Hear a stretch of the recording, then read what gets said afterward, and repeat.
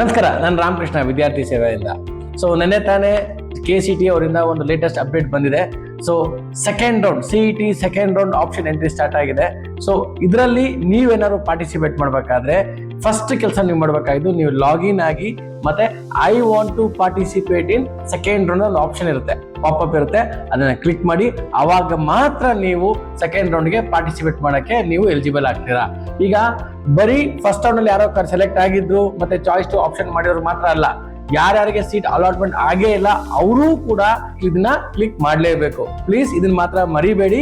ನೀವು I want to participate in second round ಅಂತ select ಮಾಡಿದ್ರೆ ಮಾತ್ರ ನಿಮ್ಮನ್ನ ಕನ್ಸಿಡರ್ ಮಾಡ್ತಾರೆ, ಇಲ್ಲ ಅಂದ್ರೆ ಇಲ್ಲ. ಇದು ಫಸ್ಟ್ ಪಾಯಿಂಟ್.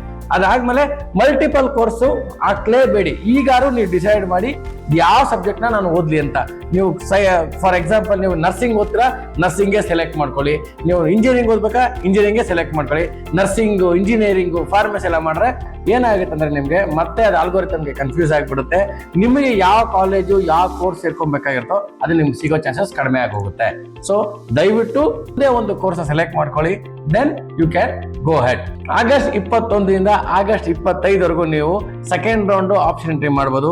ಬೈ ಆಗಸ್ಟ್ 29ಗೆ ನಿಮಗೆ ಪ್ರಾವಿಷನ್ ಅಲಾಟ್ಮೆಂಟ್ ಡೇಟ್ ಗೊತ್ತಾಗ್ಬಿಡುತ್ತೆ. ಮತ್ತೆ ಸೆಪ್ಟೆಂಬರ್ 15 ಎಲ್ಲಾ ಕಾಲೇಜು ಕ್ಲಾಸಸ್ ಸ್ಟಾರ್ಟ್ ಆಗುತ್ತೆ. ಏನೇ ಕನ್ಫ್ಯೂಷನ್ ಇದ್ರೂ ನಮಗೆ ಫೋನ್ ಮಾಡಿ, ವಿ ವಿಲ್ ಗೈಡ್ ಯು. ನಾವು ಸ್ವಲ್ಪ ನಿಮ್ಗೆ ಟಿಪ್ಸ್ ಅಂಡ್ ಟ್ರಿಕ್ಸ್ ಹೇಳ್ಕೊಡ್ತೀವಿ, how to do your option entry ಅಂತ. ಯೂಸ್ ಮಾಡ್ಕೊಳ್ಳಿ, ಫ್ರೀ ಆಗಿದೆ, ಯೂಸ್ ಮಾಡ್ಕೊಳ್ಳಿ. Anythings about your career, you can call us. We are there for you. Thank you.